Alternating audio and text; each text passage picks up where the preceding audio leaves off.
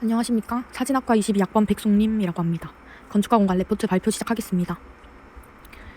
2023년 5월 14일 저는 부산 시립미술관에 다녀왔습니다. 굳이 시립미술관을 선택한 이유는 전공이랑 그나마 연관성이 있어서 효율적이라고 생각을 했고, 처음에 도착했을 땐 크고 비슷한 형태의 건물이 4개씩 연결되어 있어서 신선했던 것 같습니다. 또 한 번도 본 적 없는 구조의 건물이었습니다. 길이 많이 헷갈리기도 했지만 신기한 마음이 조금 더 컸고, 그래서인지 사진도 여러 장 찍게 되었습니다. 제일 처음으로 찾게 된 것은 사진 전시였는데, 전공이 사진이라 그런지 가장 먼저 보고 싶었습니다. 마침 부산을 주제로 한 사진 전시가 하고 있었고, 그래서 더 재밌게 보았던 것 같습니다. 이제 이유한 공간을 보러 갔는데 알고 있는 정보가 별로 없어서 잘 모르는 채로 볼 수밖에 없었습니다. 레포트를 쓴다고 집에 와서야 정보를 공색해 보았습니다. 이유한 공간은 1960년대부터 현재까지 이유한 예술의 진수를 감상할 수 있는 장소라고 나왔습니다. 처음에 이름만 들었을 때는 공간에 대한 이야기라 공간이 뭔가 색다르게 구성이 되어 있는 걸 관람할 수 있는 것인 줄 알았는데, 다른 미술관이랑 다르지 않게 조각 작품이 있었습니다. 이때는 몰랐는데 이유한 작가님이 건축가가 아니라 조각가인 걸 검색해보고 알았습니다. 이유한 공간은 일본 나오시마에 이은 세계 두 번째의 이유한 개인 미술관으로 입지 선정부터 건축 기본 설계와 디자인까지 이유한 작가가 직접 참여했다고 합니다.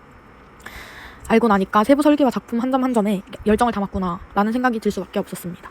이유한 작가는 이유한 공간은 공간 자체를 하나의 작품으로 감상할 수 있어서 타 미술 공간과는 다른 독특한 특징을 지니고 있다라고 이야기를 하셨었는데, 여러 미술관 사진관을 다녀보면서 공간으로 자신의 작품을 전시한 사람을 한 번도 본 적도 없고 그럴 수 있을 거라는 생각조차를 한 적이 없는 것 같습니다.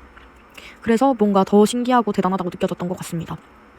1층에는 관계항, 좁은 문, 물과 언어 등 이유한 작가의 조각 작품이 전시되어 있었고, 2층에는 회화 작품이 있었는데, 이유한 공간은 작가가 만들어 놓은 하나의 무대라고 전했습니다. 하나의 막이 끝나면 그 다음 막이 전개되는 사이에는 아무것도 없는 좁은 공간이 있는데, 이 공간은 전시장에서 작품을 보고 다른 작품을 보기 전에 씻어버리기 위한 여백 공간으로 다음 작품을 제대로 보기 위함인 것 같았습니다. 신기했던 건 처음 이유한 공간을 맞이했을 때 그냥 좁은 방 하나를 예쁘게 꾸며놓고 구성해놓고 놔뒀을 줄 알았는데, 생각보다 컸고 올라가는 계단마저 의도한 것인지는 모르겠지만 예쁘게 나열되어 있었습니다.